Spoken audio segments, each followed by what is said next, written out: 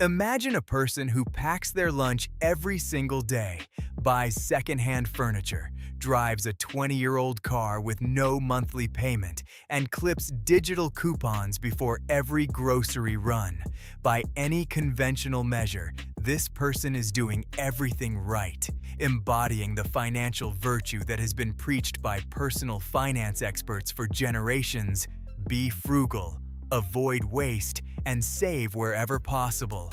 Now imagine that same person, 20 years later, still packing the same lunch, still driving an old car, still clipping coupons, but somehow not feeling any closer to genuine financial freedom. They have a respectable pile of cash in a high-yield savings account, yet the gap between their daily life and any version of true wealth seems as wide as ever. This is the quiet disappointment that frugality alone produces, and it points to a much deeper problem than a lack of discipline. The trap of frugality is not that saving money is bad, but that an identity built around saving can blind you to the far more expensive truth: that the dollars you hoard today are often the very same dollars that could have been deployed to buy assets, leverage systems, or access entirely different economic games where money works instead of merely resting. What looks like prudence is often a form of hidden poverty, and understanding why requires us to step back from the spreadsheet and look at the psychology, the math, and the structure of the economy itself. The core concept we need to explore is the difference between being cheap with your money and being intentional with your capital, because those two things are not the same at all. Frugality, at its best, is a tool for eliminating waste so that you can redirect resources toward what actually matters. But in practice, frugality tends to morph into a fixed mindset of avoidance, where the primary financial move is to say no, to wait, to make do, and to celebrate the small victories of money not spent. The problem is that the economy does not reward avoidance.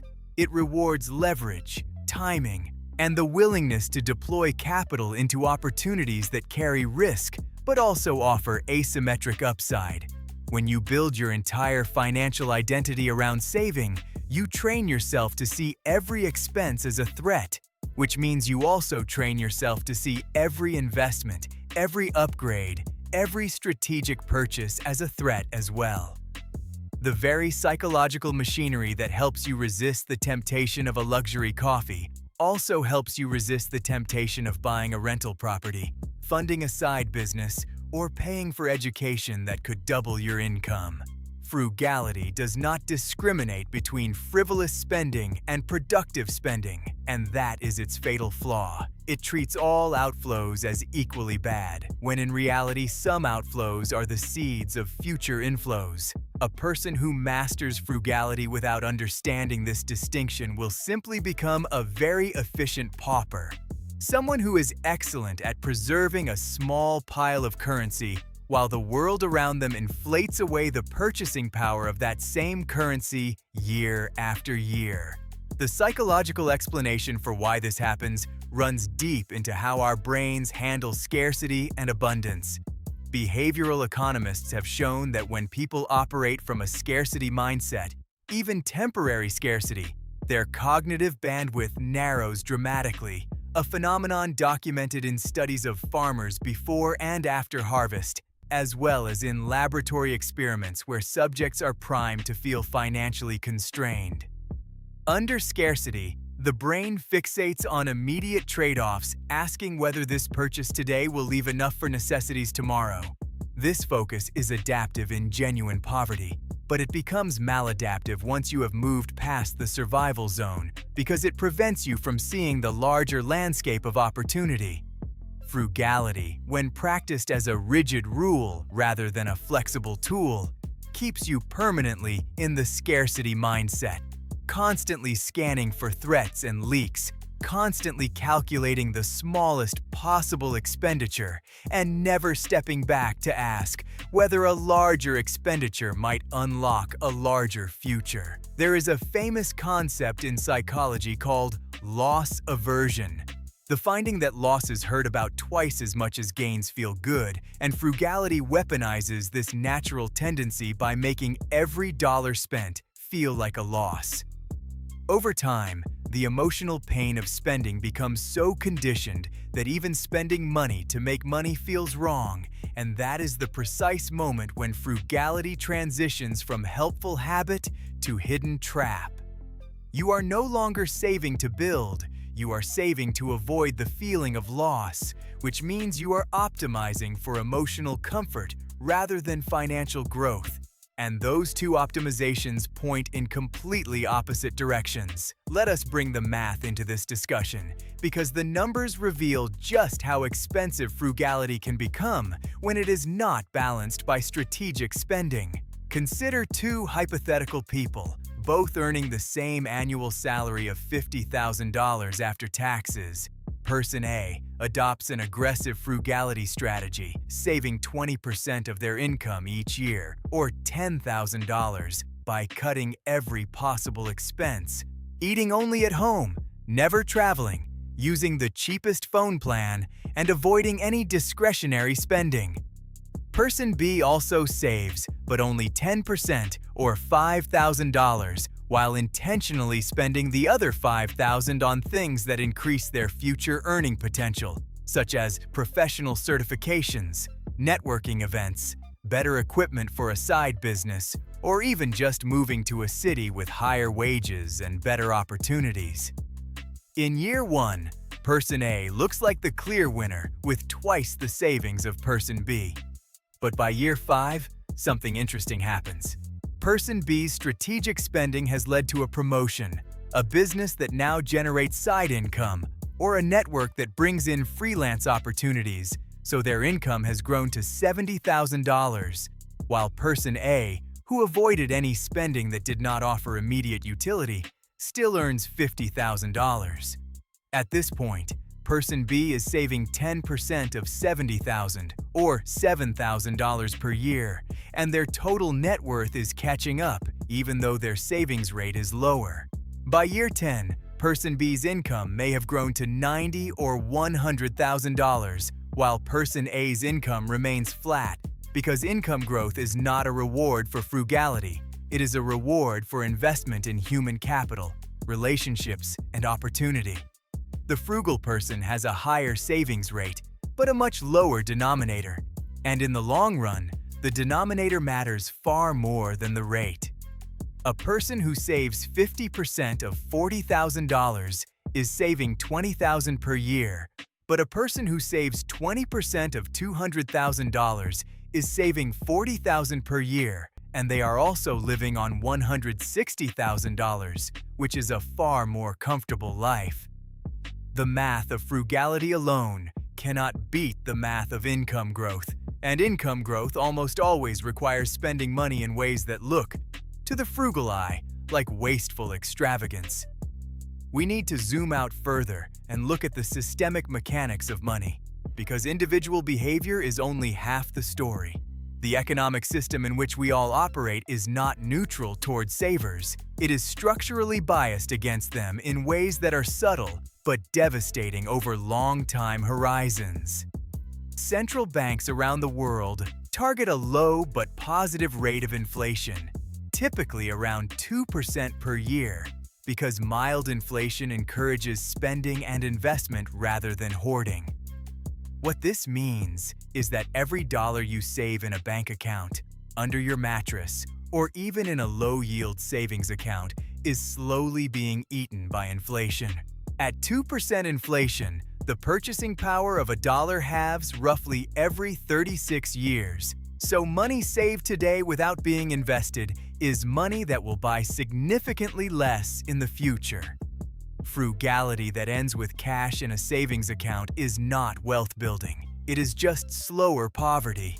The only way to outrun inflation is to convert your dollars into assets that appreciate or generate income, which means you must spend money to buy those assets, and that spending is the very thing that frugality conditions you to avoid.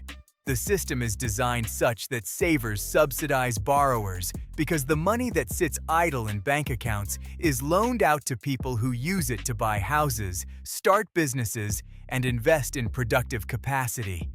The frugal person is effectively lending their purchasing power to others at very low interest rates, often below inflation, which means they are losing real wealth while the borrowers gain it. This is not a moral judgment. It is simply the mechanical reality of a fiat currency system with mild inflation.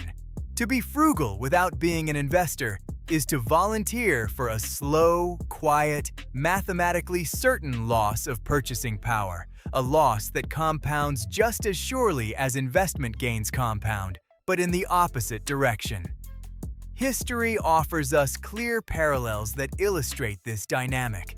Consider the concept of the Protestant work ethic that Max Weber wrote about, the idea that hard work, thrift, and restraint were virtues that led to capital accumulation and eventually to the growth of capitalism itself. But what Weber observed was that the early capitalists who accumulated wealth did not simply hoard their money. They reinvested it into productive enterprise, buying looms, ships, or land, and hiring workers to generate surplus value. The thrift was a means to gather the initial stake, not the end goal. The trap appears when subsequent generations inherit only the thrift without the entrepreneurial vision, becoming what the economist John Maynard Keynes called the rentiers, people who prefer the quiet return of bonds and savings accounts over the active deployment of capital. In the late 19th and early 20th centuries, there were countless families who saved diligently across decades, only to see their wealth eroded by the inflation that followed the abandonment of the gold standard and the expansion of credit. The people who prospered were not necessarily the ones who saved the most, but the ones who borrowed to buy real assets before inflation accelerated, using other people's money to acquire things that would rise in value while their debt remained fixed in nominal terms. Frugality would have told them to avoid debt at all costs, but the systemic reality rewarded leverage. This is not an argument for reckless borrowing, but it is an argument that frugality without a systemic understanding is like navigating a river by only looking at the water directly beneath your boat while ignoring the current and the rapids ahead. The identity shift required to escape this trap is subtle but profound. Instead of asking, "How can I spend less?" you must begin asking, "How can I spend more effectively?" And that single change in framing reorients everything. The frugal identity says, "I am someone who does not waste money," which sounds noble until you realize that the opposite of waste is not hoarding, but allocation. An allocator looks at $100 and asks, not, "Should I spend this?" but, "What is the highest use of this $100 given my current goals and the opportunities available?" Sometimes the highest use is to save it for a future purchase, but sometimes the highest use is to spend it on a course, a tool, a conversation, or a small investment that opens a door. The allocator does not feel pain when spending on the right things because they have internalized the distinction between consumption and investment. Consumption buys things that disappear, like restaurant meals or entertainment subscriptions, while investment buys things that either produce future income or appreciate in value. The frugal trap confuses the two categories, treating all spending as consumption and therefore avoiding all of it. The allocator embraces frugality on consumption while being aggressively willing to spend on investment, and that asymmetry is the secret. You can clip coupons on groceries while simultaneously writing a check for $5,000 to start a small business, because the $5,000 is not an expense, it is a capital deployment. The identity shift is from saver to investor, from penny pincher to capital allocator, from someone who fears spending to someone who respects the power of spending when directed intelligently. Let us examine how this plays out in real-world scenarios that are accessible to normal people, not just wealthy investors. Consider the decision to rent versus buy a home, which is often framed as a frugality question, with renting appearing cheaper on a monthly basis because there are no maintenance costs, property taxes, or insurance premiums. And for many people, renting is indeed the correct choice. But the frugal person might rent indefinitely because they see the monthly savings as a win, while ignoring that a fixed-rate mortgage is a hedge against inflation, locking in today's housing cost while rent rises year after year. The frugal person also misses the opportunity to leverage borrowed money, putting down a small percentage to control a large asset that historically appreciates over long periods. The same logic applies to education, where the frugal instinct is to avoid student loans or expensive certifications, but where the allocator calculates the expected return on that investment, recognizing that a $10,000 course that raises your income by $5,000 per year forever is an absurdly good deal, paying for itself in 2 years and then producing pure upside. The frugal person sees the $10,000 outflow today. The allocator sees the $50,000 inflow over the next decade. Another example is business expenses, where the frugal person will use the cheapest possible laptop, the slowest possible internet, and the most limited software tools, saving a few $100s per year, but losing hours of productivity every week. The allocator buys the faster computer and the better software, because they have calculated that the time saved is worth far more than the upfront cost. In every case, the difference is not about how much money you have, but about how you frame the relationship between spending and value. The calm closing to this exploration is not a call to abandon frugality entirely, but rather to demote it from a core identity to a tactical tool. Frugality is useful for eliminating waste, for surviving low-income periods, and for building the initial capital you need to begin investing.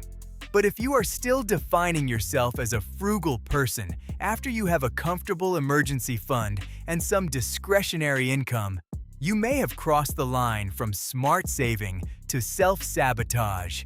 The question to ask yourself is not whether you are saving enough, but whether your fear of spending is preventing you from making the investments that would change your trajectory. Look at your largest expenses and ask which ones are consumption and which ones are investment. Look at the opportunities you have passed up because they required an upfront payment. Look at the time you have spent optimizing small savings while ignoring the big picture of income growth and asset accumulation. There is a quiet tragedy in watching someone spend an hour to save $5 on groceries while never spending an hour to research how they could earn an extra $500 per month. The tragedy is that frugality feels productive, it feels virtuous, and it produces measurable small wins every day, which makes it deeply reinforcing. But reinforcement is not the same as progress. The path to genuine financial flexibility requires you to shift from playing defense to playing offense, from protecting every dollar to deploying dollars as seeds. You will still clip the coupons if that is efficient, and you will still avoid wasteful spending, but you will no longer mistake the avoidance of loss for the creation of gain. And in that shift, you may discover that the most expensive habit you ever had was not buying the latte, but believing that not buying the latte was enough.